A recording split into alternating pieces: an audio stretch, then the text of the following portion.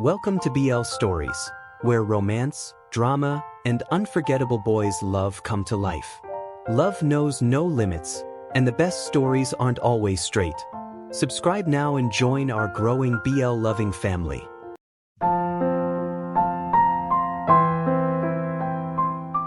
Chapter 25. Dylan's POV. The drive home felt much longer than usual. The car was wrapped in an unfamiliar silence. Strange, considering Sophie was with me. Every time I checked the rearview mirror, she was there, staring straight at me like some kind of tiny porcelain doll. After glancing back for what felt like the 100th time, I finally broke. "Sophie, please," I said, exasperated. "I don't think I know anyone named Please," she replied instantly. I sighed. For a 6-year-old, she had more attitude than half my classmates combined. She'd definitely been spending too much time with Sally. I gave her a warning look. "Can you stop staring? You're kind of freaking me out." She continued staring. "Well, can you at least say something? I thought you said Alec didn't like boys." "He doesn't," I answered automatically. "But you're a boy, aren't you?" "Yes, Sophie, I'm a boy. What I meant was, just because Alec likes me doesn't mean he likes all boys." That seemed to finally satisfy her. She turned toward the window, watching the houses pass by. "So, is he your boyfriend?" "Yeah," I said, and I couldn't stop the smile that came with it. Just saying it out loud, knowing it was true, felt unbelievable. "Have you told Mom?" "Not yet. But I will, okay?" She nodded, a tiny smile forming. I knew that look. "Sophie, I'm serious." Okay, she said, though she still looked mischievous. I parked outside the house, walked around, and opened her door before she could break the handle off. Thank goodness for child locks. Without them, Sophie might have launched herself out of the car like a rookie superhero. To my surprise, she didn't bolt immediately. She actually walked beside me all the way up to the front door. But as soon as I opened it, there she went. She sprinted straight down the hallway. I rushed after her, but small 6-year-olds are surprisingly fast. "Mom, Dylan has a boyfriend." Sophie screamed at the top of her lungs. I caught up to her and swung her over my shoulder just as Mum, in her pajamas with a cup of coffee, looked up and nearly choked. "What?" she managed to say as I spun Sophie around. "What did I say about telling, Sophie?" I started, but Mum cut me off. "Dylan, put your sister down before she gets sick." I set Sophie down and shot her my best glare. "So," Mum said gently, "who is this boyfriend?" "Nobody you know. Alec," Sophie announced triumphantly before sprinting out of the kitchen. I looked at my mum, who simply stared back. "What?" I asked, suddenly shy, staring at my still untied shoes. "Aleka." She motioned for me to sit across from her. "Yeah," I said. She took a slow sip of her coffee, studying me. "I thought he was straight?" I shrugged. "What can I say? I'm apparently very charming." She rolled her eyes but reached her hands toward me. I leaned forward and took them. "Just be careful, okay? I'm not going to give you a whole lecture. I know you make your own choices, and you probably wouldn't listen to me if I tried anyway." "You really do know me," I said with a small laugh. She smiled and lifted my hands, pressing a soft kiss to my knuckles. That simple gesture hit deeper than she probably realized. Alec always talked about how distant his parents were, how unseen he felt. I couldn't imagine growing up without the closeness I have with Mum. She's always been my anchor, my parent, my friend, my support through everything. I never needed anyone else. "I love you," she said, and she's one of the few people I truly believe when they say it. "And I like Alec. I can see that you're happy, and that makes me happy too. Just promise me you'll be careful." I stood up, walked around the table, and hugged her tightly. "I promise." She looked up at me with a mischievous smile. "But, because I'd rather not give you a talk about." "Nope. Absolutely not," I said quickly, backing away with my hands over my ears. "We're good." She laughed as I escaped the kitchen and headed for my room. I closed the door, fell onto my bed, and buried my face in my pillow. I could still smell Alec's scent, still feel the warmth from the time we spent together. And in that quiet moment, I hoped I could keep my promise, to Mum and to my heart. Chapter 26. Alex POV. I unlocked the front door and slipped inside, closing it quietly after watching Dylan drive away. I set my bag gently on the floor and headed toward the kitchen. I was surprised to see Mum awake. Maybe early mornings were part of the new her, but I could tell immediately that something was very wrong. Her mood was nothing like yesterday's. She stood in the middle of the kitchen wearing her dressing gown, her back facing me as she argued on the phone. Her tone was sharp, and she ran a hand through her messy morning hair before clenching her fist in frustration. "No, listen to me," she said firmly. "We need to talk because I've had enough. I'm not clueless, and if you think you can talk your way out of it again, you're mistaken. That excuse doesn't make sense and you know it." She turned around mid-sentence and froze when she saw me. I'd seen Mum angry before, even directed at me, but this wasn't anger. This was heartbreak. "I'll call you back," she said quickly, ending the call. "Hey honey, how was your night at Dylan's?" She tried to smile, but it wavered, and her eyes filled with tears. "It was good," I answered softly. Her attempt at a second smile failed completely, and before she could say anything else, I stepped forward and hugged her. I couldn't remember the last time I hugged my mum. She sagged against me, whether from relief or exhaustion, I wasn't sure. I was startled by how small and light she felt. I rested my chin on her head and gently rubbed her back. "Hey," I whispered. "Mum, what's wrong? Who was that on the phone?" She took her time before responding. She pulled away from the hug and wiped her eyes. "It was your father," she said quietly. "He has some things going on at work, that's all. Nothing you need to worry about." I knew she wasn't telling the full truth, and she knew that I knew. But the look in her eyes begged me not to push it. So, I nodded and sat down at the table. She turned to pick up her cup of coffee. "So," she said after sitting across from me, "Dylan seems nice. How long have you been friends?" "Almost 2 months." "What are his parents like?" "He lives with his mum. His dad left when his little sister was born." "You'd like his mum. What does she do?" "She's a nurse." Mum nodded thoughtfully. "You should invite them over one night. It would be nice to have different company for a change." I leaned back in my chair and pretended to be shocked. "What's wrong with the usual company?" She gave me a look that said, "Don't pretend you don't know. You know how it is. Sam and Matt's parents are fine, but Cam's mum can be a bit difficult." I laughed and stood up. As I turned to head upstairs, she reached out and lightly held my arm. "I'm glad you had a good break," she said softly. "I missed you." I gave her a gentle smile before grabbing my bag and going upstairs to my room. Something was definitely going on with Mum, and probably with Dad too. Whatever it was, she didn't want me involved. And honestly, I wasn't sure I wanted to know. Everything in my life felt like it was finally falling into place. And I didn't want anything to ruin that. I collapsed onto my bed and pulled out my phone. A new text from Dylan popped up. "Mum now knows, no thanks to Sophie and her big mouth ex." I smiled. I could practically picture Sophie yelling the news at their mum the moment she got through the door. "What did she say?" A few minutes later, he replied, "She likes you." I texted back, "I hope she's not the only one." His response came almost immediately. "She isn't. But I hope she doesn't like you that way, because that would be, you know, creepy? Wrong? Very questionable? Something like that." We texted for a while until Dylan decided to call, and we ended up talking even longer. He told me how Sophie had been hiding from him all day because she was convinced he'd cut off all her hair as revenge. I told him about the conversation with my mum, and he tried to reassure me. We talked the way normal couples do, only this time, Dylan wasn't ranting about girls or complaining about the latest fashion trends. By the time we hung up, my stomach was loudly reminding me that I hadn't eaten since morning. I headed downstairs to make lunch. Luke was awake, and I told him a bit about the cabin trip, minus the part where I'd spent half the time falling for my best friend. He updated me on a new level he'd unlocked in some game he'd been grinding. We were sitting at the table when Mum walked in. She looked much better, showered, dressed, her hair and makeup back to normal. She also seemed a lot happier than she had been earlier. "Right, boys?" she said cheerfully. It's just the three of us tonight, so I'm taking you out for dinner. Where to? Luke asked, giving her a curious look.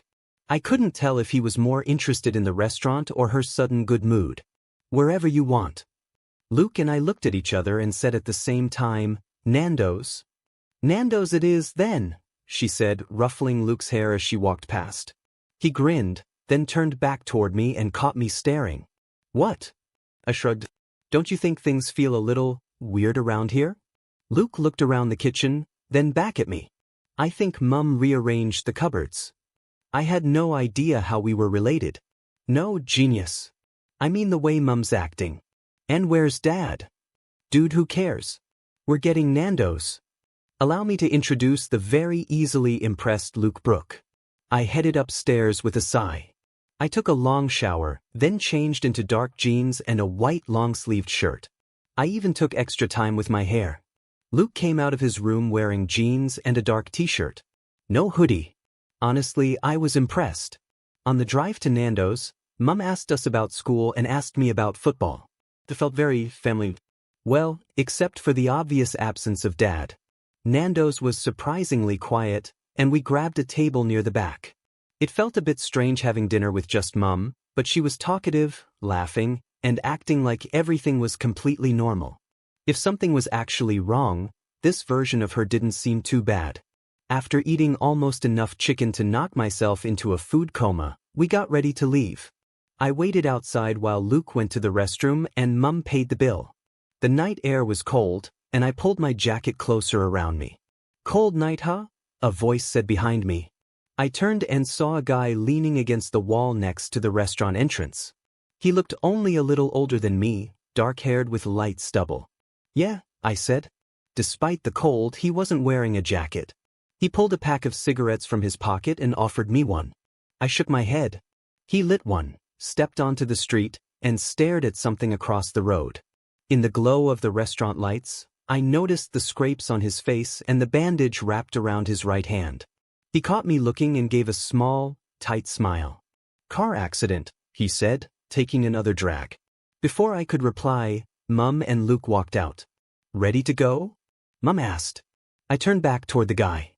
He raised his hand in a casual wave, then walked down the street. Friend of yours? Mum asked as we climbed into the car. Never seen him before, I said, the faint smell of smoke lingering in the air. Chapter 27. The following morning, I nearly bumped into my dad as he came through the front door while I was heading downstairs. Hi, Alec, he said quietly as he closed the door with care. Hey, I mumbled, still half asleep. Is your mother around? He began, but before he could finish, Mum stepped out of the kitchen. Morning, honey, she greeted, kissing my cheek. What are you up to today? She stopped the moment she saw Dad. Not sure, I said quickly, brushing past her and walking to the cupboard for cereal. Thought I might text Sam, see if he wants to go into town. I yawned as I poured cereal into a bowl. Well, Eve attempted to. Half of it poured all over the counter. I groaned. Mum, do you? I stopped when I glanced up and saw her still standing at the doorway, staring at my father. Mum. She blinked out of her daze and entered the kitchen as if nothing happened. Yes. Never mind, I muttered, watching Dad quietly head upstairs. Mum gave me a small smile before I started picking up cereal pieces one by one. Sam texted back saying he couldn't go out because he was helping his mum rearrange the house for mental motivation, as he phrased it. So, I texted Dylan instead. He replied, I will gladly take that offer if it means escaping the creature I'm somehow related to. My sister is like an Energizer bunny on hyper mode today. I couldn't blame him. He said he'd pick me up in an hour, so after breakfast I showered and dressed warmly. The weather looked miserable. On my way downstairs, I saw Dad heading into his office. As I approached the kitchen, I heard Mum laughing with someone. The sound gave me goosebumps. When I walked in, Dylan was leaning against the counter with a cup of coffee while Mum poured her own. Hey, he greeted. Hey, I replied. Dylan was just telling me about his little sister, Mum said, sitting at the table with her mug. I had no idea she was only 6. She motioned for Dylan to sit. He gave me a raised eyebrow look before obeying. I sat beside Mum. And apparently, she continued, she's quite fond of you. Both Dylan and I knew exactly where this was going. And that she even had you playing with her dolls, Mum finished, smiling. What was I supposed to do? Ignore her? You perfected her doll, Jill's voice, Dylan said with a straight face, trying not to laugh. Okay, maybe it was a little fun. Dylan pulled out his phone and showed Mum a picture. She burst into laughter. I grabbed the phone. It was a photo of me and Sophie happily playing with dolls, me grinning while holding Jill. When did you even take that? I exclaimed. When you were completely absorbed and didn't notice, he laughed. Let's just go into town, I said quickly, getting up. Dylan finished his coffee and followed. It was nice seeing you, Karen, he said, kissing Mum's cheek. Come by any time, she beamed. I practically dragged him out of the house. He slung an arm over my shoulder as we walked, which I ducked away from before climbing into his car. During the 20-minute drive, Dylan filled me in on what happened after I left yesterday. So, everything's okay with your mum? I asked. He nodded. Yeah, she seemed pretty happy. I should have known Sophie would tell her immediately. I saw that coming, I admitted. I didn't know 6-year-olds could move that fast, he said as he stopped at a red light. He glanced at me with a bright smile, and it momentarily stole my breath. So, he said as we moved forward again, you finally admitted you need my help with your fashion sense? I punched his arm. Oh, it's hitting. So do you need anything specific today? No. Maybe some winter clothes. We arrived at the shopping center just as rain started to fall. It was quiet for a Monday. We wandered through stores, picking up a few things. I was looking at a parka when Dylan called my name. I turned and froze. He was wearing a bright pink Hello Kitty hat. Take it off, I whispered immediately, scanning the store. But you don't like it. You look ridiculous. I'm thinking of buying it. You are not wearing that when you're with me. They have an orange Garfield one for you. I lunged for the hat, putting him in a headlock to snatch it off. That was when I heard my name. Alec. I turned, still holding Dylan in a headlock, to see Savannah. I forced a smile. Hey. Who's that? Forgot she existed for a moment. I released Dylan, who cheered and spun in a circle, still wearing the hat. Is he okay? Savannah asked, giving him a very obvious concerned look. He's fine, I said, swatting Dylan. Oh. Stop assaulting me. Go put it back, I said. Once he left, Savannah stepped a little too close.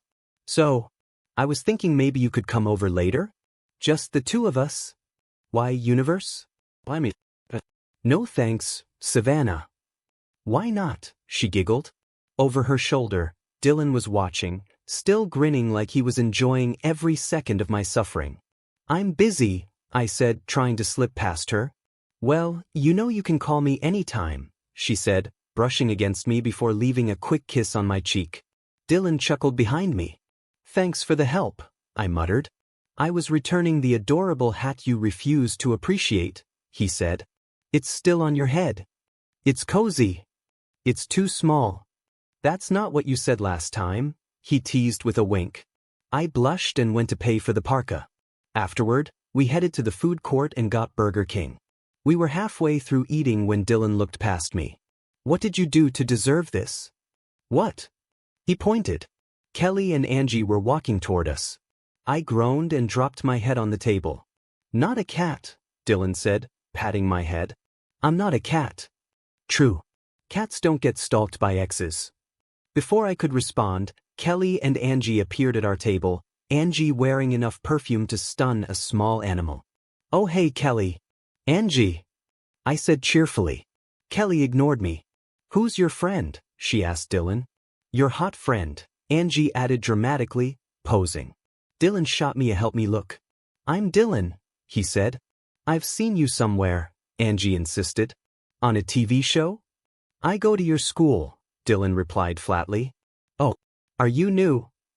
I started in 2009, he said, expression blank. Angie blinked, confused. I broke into laughter. Anyway, we're leaving, Kelly snapped, pulling Angie away. Always a pleasure, I said, picking up my burger again. Once they were gone, Dylan sighed. I'm 100% sure. About what? I asked. I like guys. I choked on my drink. He smirked. Correction, I really like guys. Don't say things like that when I'm drinking. He wiggled his eyebrows. Full of what? I threw soggy fries at him. We left the food court, laughing as he dramatically described his near-death experience with Angie's perfume and enthusiasm. We reached another shop, and I found a shirt I liked. Go try it on, Dylan said. Why?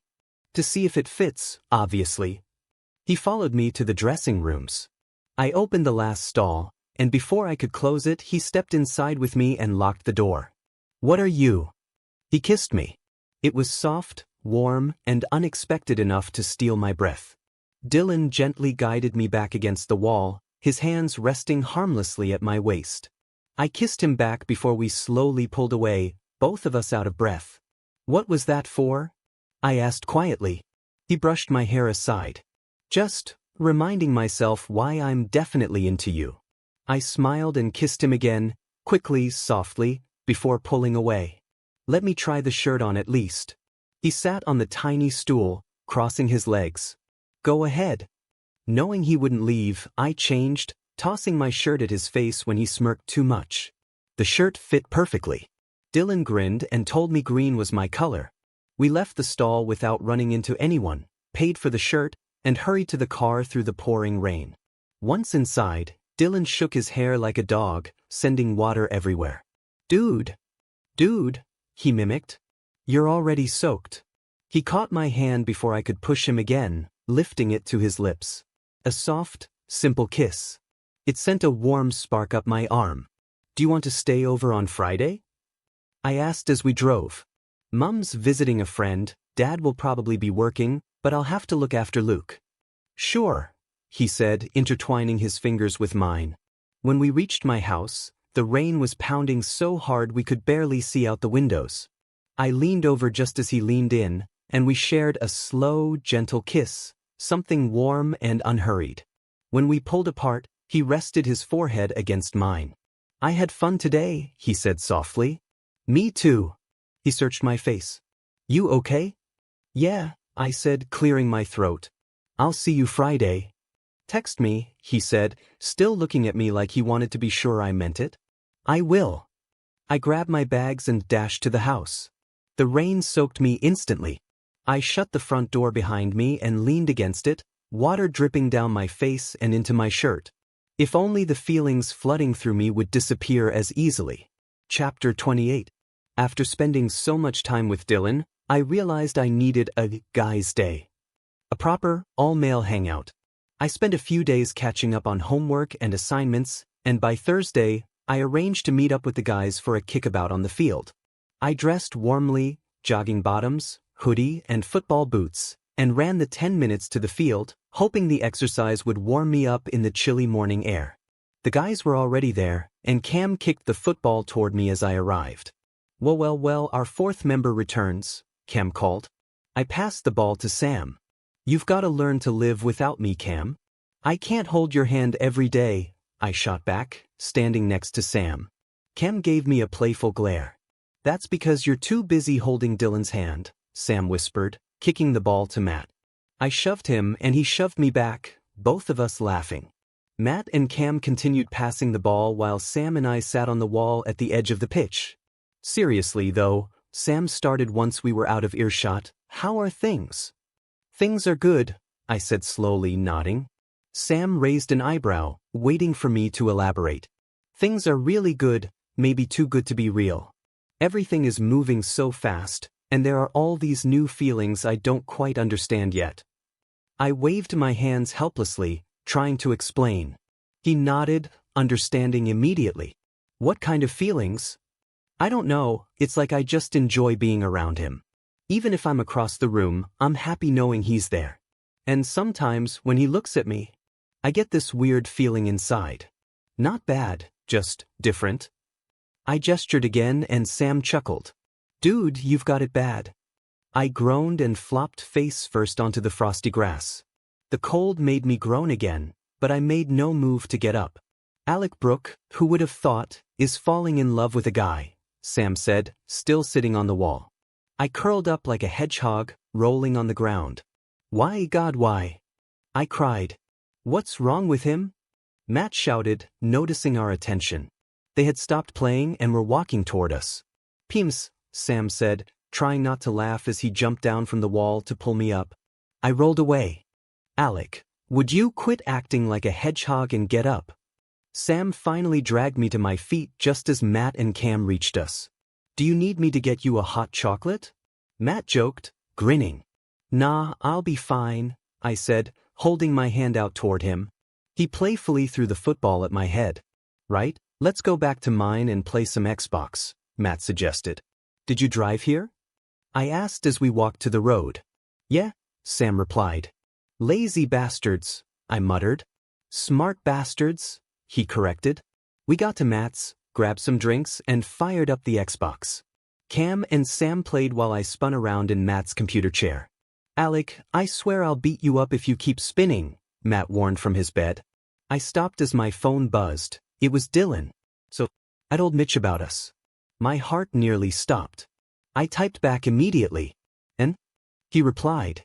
He took it surprisingly well. He said he'd smash your face in and send the funny picture to everyone on Snapchat if you annoy him, but apart from that, he's fine. I left classic Mitch. Okay, guess I just have to tell my friends now. His response. Don't feel rushed. Tell them when you're ready. Alec, who are you texting? Matt asked, looking over. I put my phone away. I'm as ready as I'll ever be, I said. The tone made Sam drop his controller, glancing at me in alarm. I smiled reassuringly. I've got something to tell you guys, I said, sitting upright in the chair.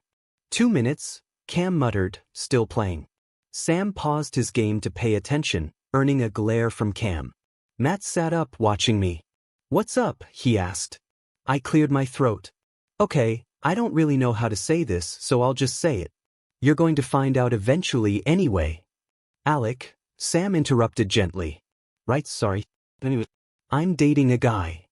Silence. Wait, you're gay? Cam shouted. Sam smacked him lightly on the head. For argument's sake, yes. Even Cam was speechless, rare for him. Score 1 for me and the element of surprise. Dylan? Matt asked with a raised eyebrow. Yeah, I replied softly. Matt got up and gave me a friendly slap on the back. Well, congrats, man. Didn't see that coming. Maybe no more crazy ex-drama for you. I smiled, glancing at Cam, who frowned. Sam came to stand beside me and Matt. We all waited for Cam to react. I knew it wouldn't be easy for him. If one of us had suddenly said the same thing, I'd probably feel weird too. Cam, what are you thinking? Matt asked as Cam stared at me. Cam hesitated, then finally spoke. Which one of you and Dylan is the more dominant one? We all froze. Chapter 29. Dylan's POV. Dude, can we keep the PDA to a minimum in my room? I said, walking back in to see Mitch and Sally sitting close together on my bed. Mitch straightened up, and Sally settled under his arm, sipping her drink. Just because you're not getting any action, man, Mitch said casually. That would have been fine, if Sally hadn't started laughing so hard that she almost spit out her drink across the room. I'm okay, she wheezed, waving her hand, eyes wide and eyebrows wiggling before standing up. Well, I'm going to get another drink since mine is now all over your carpet, Dylan. You guys talk, she said, giving my shoulder a squeeze on her way out. Sally had never been subtle in her life. I shook my head and went to sit on the bed next to Mitch. Sally had called earlier, insisting that this would be the perfect time to tell Mitch about me and Alec. I guess now was as good a time as any. So, I began, staring at the wall across the room. So? Mitch prompted, turning to face me. I sighed and sat up straighter, finally meeting his eyes. The thing is, my reasons for telling Mitch were different from Alec's reasons for keeping quiet around his friends. Mitch didn't care about me being gay or dating a guy. What he did care about, what he had always been protective about, was making sure I didn't get hurt again, like I had with Jamie. Mitch had been there through the heartbreak, and he swore he'd never let me spiral like that again. So now, Any guy I dated had to pass Mitch's unofficial, "don't break my friend" test. "I'm dating someone," I said, watching for his reaction. Mitch's poker face kicked in immediately. "Do I know them?" he asked. "Yeah. It's Alec." "As in straight Alec, with all the complications?" "Yeah," I admitted. He wiped his hands over his face and looked me in the eye. "How sure are you about this? That it's going to work?" "About 98%, I said confidently. "Okay," he said, holding his hands out toward me. I gave him an incredulous look before putting my hands in his. "Right, hear me out. If you're happy and you're sure, then I'm happy for you. It's time you moved on, and I like Alec. He's a good guy. But I'll warn you, if he ever makes you sad even a little, I will personally make sure he regrets it. Got it?" I laughed and leaned over, giving him a hug. "Got it, man," I said. "Ah, you guys are so cute." Sally's voice rang out as she skipped back into the room. We both groaned. "Sally, what is it with this obsession with double dates?" "Mitch, just shut up. You should be thanking your lucky stars you get to participate in a double date with me, you ungrateful man." "Okay." Mitch and I just stared as Sally stood back, arms on her hips. "Ungrateful, what now?" Mitch asked. "Exactly what she said," I muttered. "I love your crazy insults," Mitch said, pulling her toward him. "Wait," Sally protested, pushing him back. "Double date." "Agreed." We both groaned again. Sally did a little victory dance before diving at Mitch. He caught her, and they started kissing, quickly realizing that my room wasn't exactly the best place for this. "Not on my bed, guys," I yelled, flailing my arms. Chapter 30. Alec's POV. After being stopped from confronting Cam for asking such a stupid and personal question, I walked home. The night air was cool against my face, and the sky had turned a deep midnight blue. I zipped up my jacket, buried my hands in my pockets, and hunched my shoulders to stay warm. My phone vibrated, and I saw a text from Dylan. "Double date tomorrow night with Mitch and Sally, you in? It's gonna happen at some point." I quickly replied that I was in, and Dylan said he'd pick me up around 7. Stepping inside the house, the warmth and smell of lasagna instantly welcomed me. "Hey, buddy," said Mum, giving me a hug and resting her hands on my cheeks. "Alec, you're freezing." "I'm not anymore," I said, taking off my jacket and hanging it on the back of a chair. "Smells good," I added. "Thanks. It's just for you boys tonight. Your dad and I are heading out to your aunt's for dinner." I nodded, watching her pull the lasagna from the oven. "So, things with you and Dad are okay?" I asked cautiously. She said, setting the dish on the counter. "Could you do me a favor and get your brother for me?" "Sure. And take your jacket upstairs with you." I rolled my eyes, grabbed my jacket, and headed upstairs. I tossed it onto my bed before knocking on Luke's door. "Yeah." I popped my head in. "Dinner's ready." "What are we having?" "Lasagna." "Yeah." God answered my prayers. Luke fist-pumped the air. "You prayed for lasagna?" I asked, amused. "Why wouldn't you?" he replied with a grin. "Fair point." I made my way back downstairs with Luke following. We both sat at the table and dug in. When Dad came home, he said a quick hello and went upstairs to change. "Mom?" I asked as she put in her earrings and paced the kitchen. "Yes, honey." "Would it be okay if Dylan stayed over tomorrow night?" I hadn't asked Dylan yet, but it felt like time for him to come over. "Of course." "Are you going out tomorrow night?" "Yeah," I said, trying not to blush. It was technically a date, but who cared about minor details? "Well, I'm meeting friends tomorrow, so if I don't see you, have fun." She kissed both me and Luke on the cheek before joining Dad. "See you boys later." "Bye." I quickly finished my dinner, washed the dishes, and headed upstairs to text Dylan. "Do you want to stay over tomorrow night?" He replied within minutes. "Sure." "Do I need to bring anything?"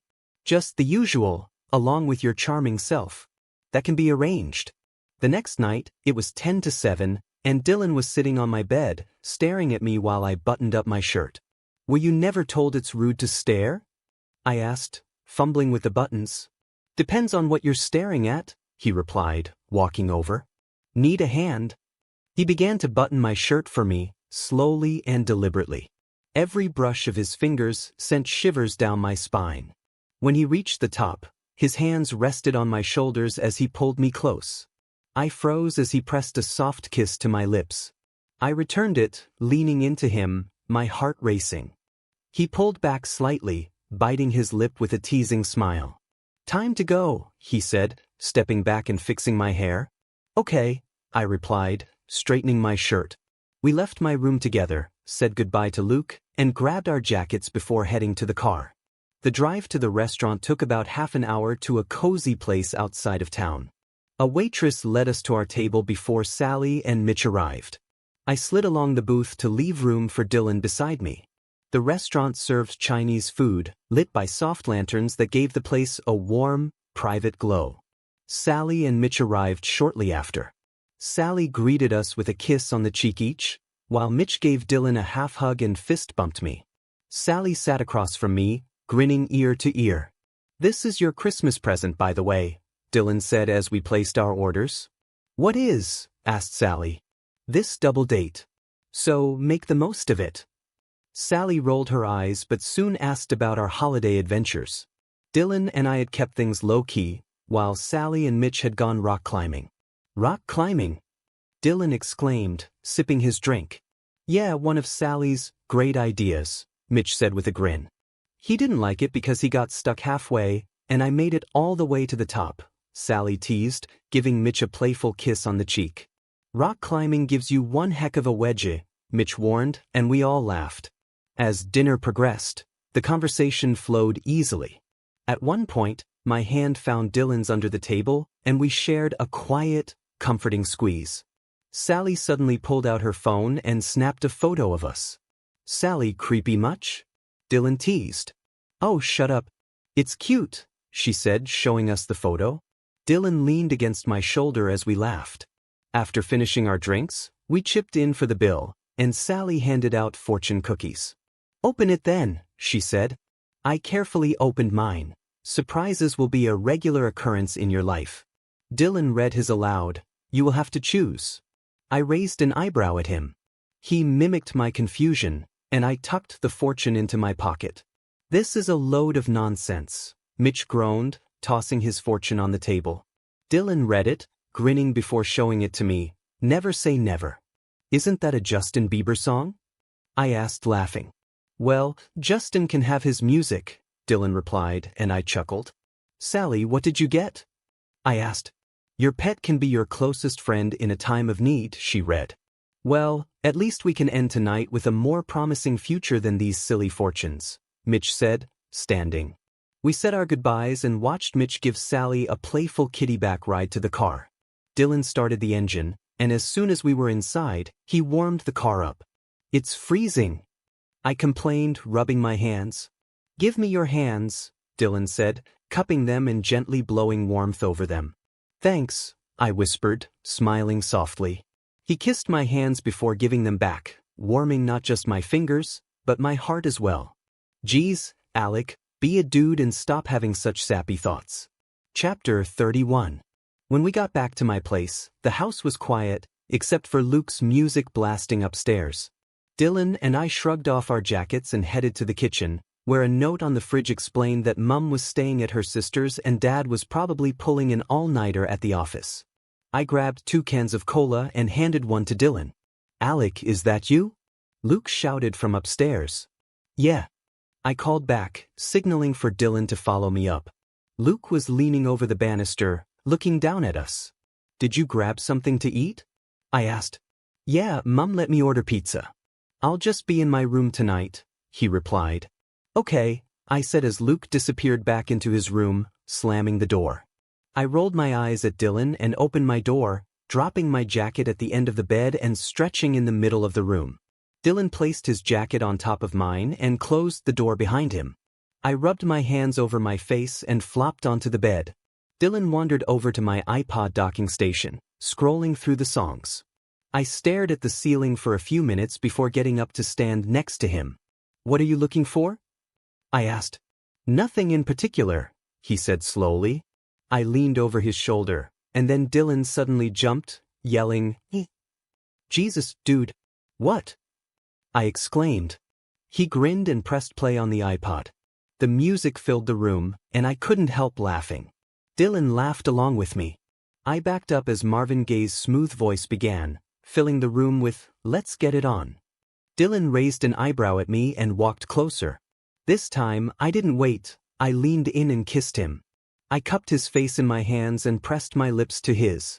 He smiled against mine and wrapped his arms around me. I moved my hands up to his shoulders and around his neck, following the gentle line of his jaw as we kissed. Dylan let out a soft laugh, and I smiled against his lips. "Alec," he said softly, his voice steady. "Yeah. Thanks for a great second date," he added with a cheesy grin. "You're welcome," I said, smiling back. Suddenly, Dylan scooped me up and spun me around the room. "Dude!" I shouted, clinging to him as he laughed. "Put me down." He gently lowered me onto the bed, our laughter filling the room. I buried my face against his shoulder, and he rested on his forearms, keeping his weight light. Dylan brushed my hair back and leaned in for a soft kiss. I kissed him back, slowly, savoring the closeness. He pulled back just enough to grin at me. "Do you want to take a shower?" he asked, playful yet calm. "Sure," I replied, sitting up. He smiled again and took my hand, leading me toward the bathroom. Chapter 32. After our shower, Dylan and I relaxed on my bed in our boxers. It was around 10 o'clock, and Florence and the Machines Never Let Me Go played softly in the background. I'm a huge fan. If only she would bless us with a third album someday. I sighed and shook my head, silently hoping. Dylan rested his head on his arm while I absent-mindedly ran my fingers through his damp hair. "Can I ask you something?" I murmured. He chuckled. "Sure, go ahead. You said that when I first met you, only Mitch, Sally, and your mum knew you were gay. So, why did you tell me that the day we met?" He paused, thoughtful but calm. I waited patiently. "I don't know, a feeling, I guess," he began. "In the weeks before, I started feeling a lot better. I was happier, and I realized I needed to accept who I was. So, when you asked if I had a girlfriend, I decided to just be honest." He rolled onto his back, looking up at me, and smiled. "Luck was on my side that you were the first person I told." "Why me?" "For starters, you didn't punch me," he said, laughing softly. "And honestly, if I hadn't told you then, would we even be together now?" "I guess not," I said slowly, leaning down to kiss his head. One thing was certain, I was glad he told me. I wouldn't change a thing. I woke the next morning with my arms around Dylan, his back against my chest. The house was quiet, and it was still early enough that Luke and Mum hadn't returned. Carefully, I rolled off him and headed for a quick shower. Afterwards, I towel-dried my hair and tossed on a pair of boxers. Dylan was still asleep, sprawled peacefully on the bed. I smiled, not wanting to disturb him, but I couldn't resist leaning over to plant gentle kisses along his shoulders and up his neck. "Good morning," I whispered softly when I reached his face, brushing my lips against his cheek. "Want some breakfast?" "Depends what's on offer," he murmured, still half asleep. I shifted slightly so he could roll over and face me. "Well," I began, "there's cereal or toast." "Toast is great," he replied with a sleepy grin. "Okay," I said, leaning in to give him a slow, warm kiss. I rested beside him, enjoying the quiet comfort of the morning.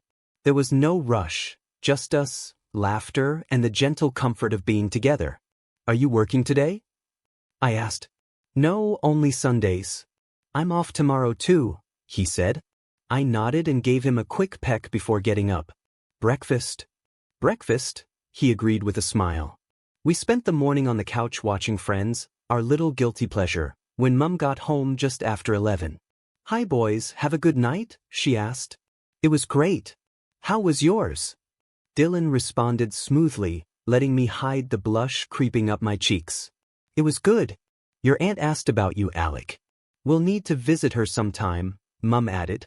"Yeah," I said, nudging Dylan playfully when she wasn't looking. "Where's your father?" she asked as she removed her jacket. "He's not home yet," I replied. She paused mid-motion, raising an eyebrow. "He's not?" "Not yet," I said cautiously. "Right, okay then," she muttered, heading upstairs. Something about her tone made me uneasy. What's that about? Dylan asked quietly. No idea, I admitted. But something's going on, and they won't be able to keep it from Luke and me for long. We continued watching TV until Dylan had to leave to look after Sophie. I had schoolwork to catch up on and dreaded Monday, so used to hanging out with Dylan and friends, it would be a shock returning to the usual school chaos. At least my friends knew and supported me, which helped. After Dylan left, I went upstairs to check on Luke. He was still in pajamas, working on his laptop in bed. How's it going? I asked, sitting against the wall. Not bad, he said, closing the laptop. What's up? Do you know what's going on with Mum and Dad? He sighed. I hoped you knew. There's something they're not telling us. I nodded. Luke was smart, despite his lazy, laid-back demeanor. He always seemed to find a way to balance slacking off with getting top grades. I envied that. Got any plans for tomorrow? I asked. Nope. Why? Do you want to do something together? You're not spending time with Dylan? He smirked. What's with the smirk? Nothing. And sure, we can do something. Okay, I said, standing up. At the door, Luke added without looking up, Oh, and Alec? If you don't want Mum or Dad figuring out that Dylan is your boyfriend, maybe try not staring or drooling every time he's around. Smart kid. Definitely smart. Chapter 33. The next day, I finished up the rest of my schoolwork and decided to grab some fast food with Luke for dinner. I borrowed the car and drove us to McDonald's, where we ordered our meals and sat in a booth by the window. So, Luke started, You and Dylan? I sighed, knowing this question was coming. Last night I'd gone straight to homework without mentioning anything, but of course, he hadn't forgotten. I took a bite of my burger and waited until I finished chewing before answering. Yeah. Me and Dylan, I said. Luke nodded slowly and continued eating his fries. I waited for a reaction, but he just kept eating. Is that all you're going to say? I asked, raising an eyebrow. He shrugged. I don't know. I never really thought you were gay, to be honest. Does it bother me? Not really. I'm just glad you're not with Kelly anymore. She was two-faced. You never really dated any nice girls, and Dylan seems great. If you want to date him, I'm not going to say anything against it. I blinked. Thanks. That actually means a lot. He smiled. I don't think Mum will be too bothered either, but Dad, well, you know him. He cares a lot about appearances. And he probably still thinks you're supposed to be dating Molly or something. I groaned. He was right. Dad was all about appearances and wouldn't be thrilled. We weren't close, so I didn't care too much, but I wasn't in the mood for an argument, especially since things were going so well with Dylan. Did you tell Sam and the others? Yeah. Sam knew before anyone else. They're all being supportive, though I'm pretty sure Cam is making up a whole list of jokes as we speak. Luke laughed. Wouldn't put it past him. How about you? I asked. Luke wasn't one to share much about himself. He preferred keeping his life private. Things are fine. School's okay, he said. How's Nathan? Nathan was Luke's best friend. They were inseparable since first-year art class. He's good. Been working on some really cool art projects. That's awesome. My art's going well too. I'm finishing a graphic novel project. How's football? One game left this season, but we already won the league. That's great, Luke said with a smile. After dinner, we went into town. I bought Luke some more art supplies and picked up a few jumpers for school. When we returned home, we froze in the hallway. Dad's work car was in the driveway, and I could hear shouting coming from their bedroom upstairs. I signaled for Luke to be quiet and crept up the stairs. Do you think I'm an absolute idiot? My mom shouted. Karen, just calm down and listen to me. Dad's voice echoed angrily. I am done listening to you. I want you out. For goodness sake, Karen, you can't be serious? I am. You promised after I gave you another chance, and you go and do it again. Who is she? I'm not having this conversation while you're angry, Dad replied. Well, good luck finding a time when I'm happy about it. I reached the top of the stairs as Dad stormed out of the bedroom. He paused when he saw us but shook his head and left. I looked at Luke, who gave me a confused look, and then knocked on Mum's bedroom door. Mom. She looked up from the bed, tears in her eyes. I sat beside her and pulled her into a hug. You have to tell us what's going on, I said gently. Luke leaned against the doorframe. Mom took a deep breath and held my hand. During the summer, I found out your father wasn't completely faithful. We talked it through and tried to move past it. But recently he's been working late more often, and I think he might be doing it again. I felt a mix of anger and disappointment. Dad always prioritized work and appearances over family. So that's what you were fighting about? Luke asked. Mom nodded. He was trying to deny it, but I saw a text on his work phone. It's okay, I said, holding her hand. She hugged me before standing up. I'll handle it when he gets home. Right now, it's time for school tomorrow, so early bedtime, she said, giving Luke a kiss on the head before shooing him out of the room. She turned to me. Alex, stay out of it. Don't mention this to your father, okay? But he. Watch your language. Go to bed now too. I sighed, heading to my room and texting Dylan. So, Mom thinks Dad is cheating on her. Apparently he's done it before. Shit, man. You okay? Yeah. Talk tomorrow? Sure. Still catching a ride with Sam? Yeah.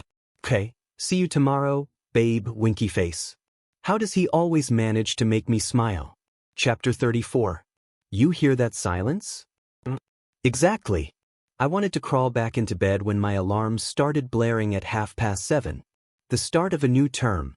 Holidays were over, and the chaos of Christmas dance committees and mock exams was about to begin. Joyful times, not.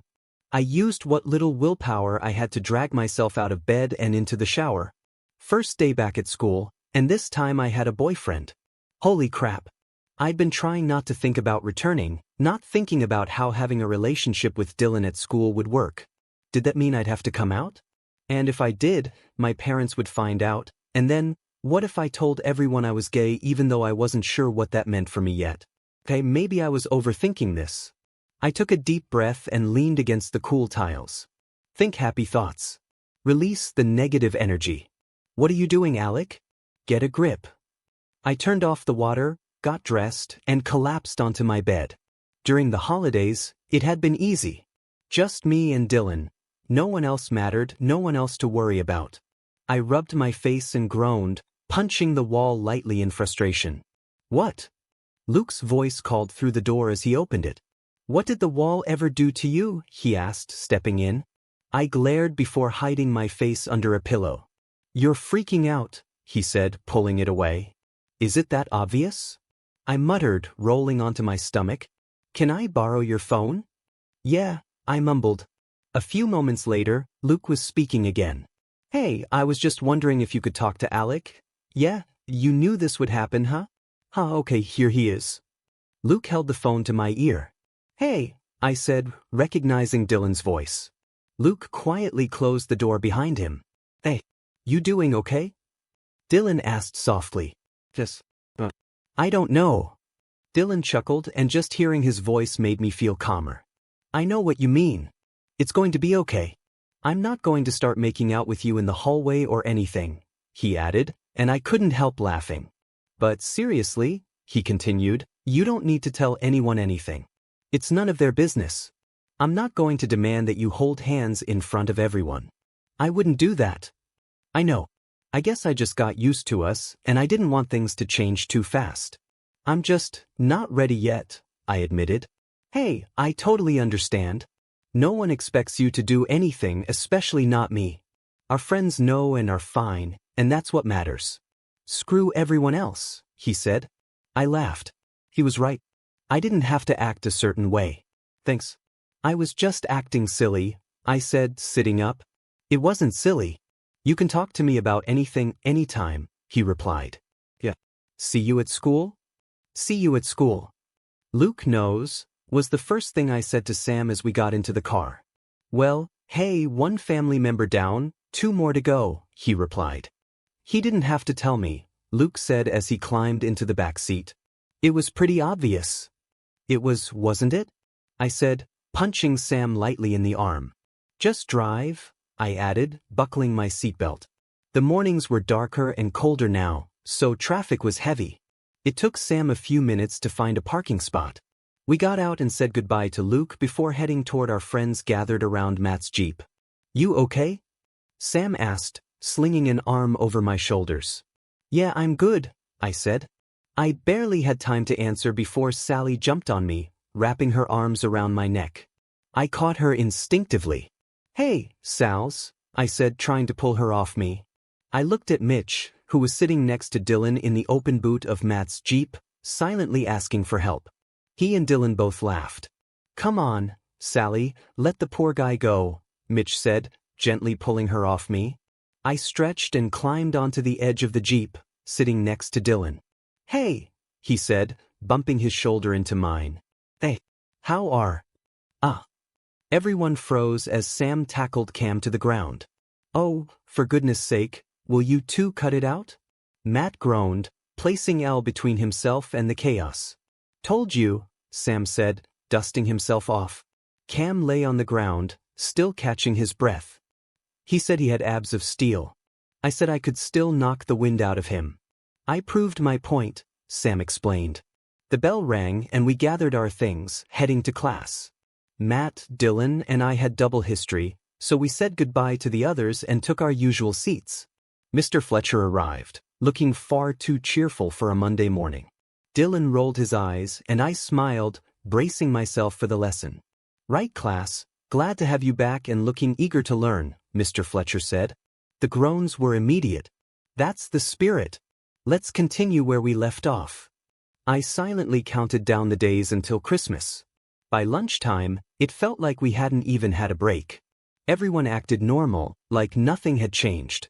Lunch flew by, and soon Sam, Matt, Cam, and I were headed to PE cross-country was on the schedule, thanks to Mr. Connor's comments about our fitness levels. The cold air bit at my skin as I ran alongside Sam. I hadn't worked up much of a sweat, so I planned to shower at home instead. I told the guys I'd meet them in the car park and slipped out of class early. Standing by Matt's Jeep, I scrolled through my phone until the smell of cigarettes reached me. I looked up to see the guy from outside Nando's, dark hair, blue eyes, and still bearing the scars from the car crash he'd mentioned. He was smoking. "You'll get in trouble for that," I said, pointing. He took a final drag, dropped the cigarette, and put it out with his foot. "Are you new here?" I asked. "No, I graduated last year," he replied, keeping an eye on the school doors. "Oh, waiting for someone?" "Yeah, just passing by to see if someone I knew still went here," he said. I nodded, distracted by Dylan making his way down the steps with a girl. He said goodbye, then froze as he caught sight of someone. His expression shifted from surprise to confusion and then to anger. "Is that one of your friends?" the guy asked. "Yeah," I said, eyes fixed on Dylan. "He looks upset." "That he does," I muttered. "Well, I'd better go. Nice talking to you." As he turned to leave, I called out, "Wait, what's your name?" He didn't stop but called back over his shoulder before disappearing into the crowd at the school gates. "Jamie," he said. Oh no. Chapter 35. Alex POV. There aren't many moments in my life where I've felt like a complete fool, but this was definitely one of them. "What happened to your face?" "Car crash," I muttered. I was an idiot. How could I not put the pieces together? No wonder Dylan had looked so upset. I turned from where I had just watched Jamie leave the school and searched the crowd for Dylan. He was still standing by the gates, his expression unreadable, and that made my chest tighten. Was he mad? At me? At Jamie? "Hey, Alec." My friends had arrived, but I ignored them, pushing past everyone to reach Dylan. By the bottom of the steps, I called out again. "Dylan." "Hey, Dylan. Would you look at me?" "Dylan." I gently took his face in my hands until his eyes met mine. "Alec." "I'm sorry," I rushed out. I didn't realize it was him. I should have known, and I feel like such an idiot. Dylan cut me off and pulled me into a hug. I held him back just as tightly. I didn't care who was watching. Right now, he needed me, and I wasn't going to let go. He loosened his hold slightly, and I rested my hands on his arms. "Are you okay?" I asked softly. "No. I just don't know how I feel. Can we go to mine and talk?" "Sure," I said, rubbing his arm. He took a deep breath and slowly opened his eyes. "Can I meet you at my car?" Of course. Oh wait, I need to drop Mitch and Sally off first. It's fine. I'll get Sam to drop them off. I'll meet you at the car. I went to where my friends, now joined by Mitch and Sally, were watching us not so subtly. What was that about? Mitch asked. Jamie. He was here. I'm heading to Dylan's now. Sam, can you drop Mitch and Sally off? Sure. Text me if you need anything, Sam said. I waved goodbye and made my way to Dylan's car, but Mitch stopped me halfway. Alec, what do you mean Jamie was here? He was talking to me after school. I didn't realize it was him, and when Dylan saw him, he froze. Mitch nodded. If anything's wrong, just call me, okay? I haven't seen Dylan look like that in a long time. I will, I promised. When I reached the car, Dylan was already behind the wheel, patiently waiting. I got in, and he set off without a word. I stayed quiet, letting him drive. He seemed calm, and I didn't want to ruin that. At his place, we found it empty. His mom and Sophie were out shopping. I was relieved. We had the space to talk. Dylan paced before sinking to the floor, leaning against the wall with his head in his hands. I sat beside him and draped an arm around him, letting him lean into me. I waited silently for him to speak. 10 minutes passed. Finally, he broke the silence. I hate him, Dylan said, voice strained. When he called at the cabin, I thought he'd ruin everything. But he didn't, and things were going so well. Then he shows up at school talking to you and I saw him before today when I was out with Mum and Luke, I admitted. I should have known it was him and told him to stay away, but it never crossed my mind I'd actually meet him. And now, I feel like such an idiot. I don't know what he wants, and I want nothing to do with him. Seeing him talk to you, I just felt so angry and jealous. Hey, I said, gently lifting his chin so he could meet my eyes. His eyes were red, like he wanted to cry but wouldn't. You have nothing to be jealous of. If I see him again, I'll let you know. I hate what he did to you and how he makes you feel. I want nothing to do with him either, okay? Dylan leaned his head against mine. Thank you, he whispered. Don't mention it, I replied, and I leaned in to kiss him. We stayed like that for a moment, and I realized there was a side of Dylan that Jamie brought out. A side I hadn't seen before. Mum, Dylan and Alec are kissing on the floor. Dylan groaned as Sophie appeared, pointing at us. Boys, keep it PG please. Jane called from the hall. We laughed, Dylan chasing Sophie down the hallway while I got up. Jane entered the kitchen, arms full of shopping bags, and set them on the counter. Sophie, give me back my phone, you little turd. Dylan, do not call your sister a turd. Hello Alec, how are you? Jane said. I'm good thanks. You? Not bad, she replied as Dylan returned, Sophie clinging to his leg. Are you staying for dinner, Alec? No, I should get home. It was nice seeing you. You too, she said. I tried to leave, but Sophie was still wrapped around Dylan's leg. Sophie, would you please let go? Why yes, good sir, since you asked politely, she replied, grinning. You okay? I asked Dylan as we finally stepped out the door. Yeah, I'll be fine, he said. Call me if you need anything. I will, he said, leaning in for a quick kiss before waving goodbye. I set off home, my Jamie radar on high alert.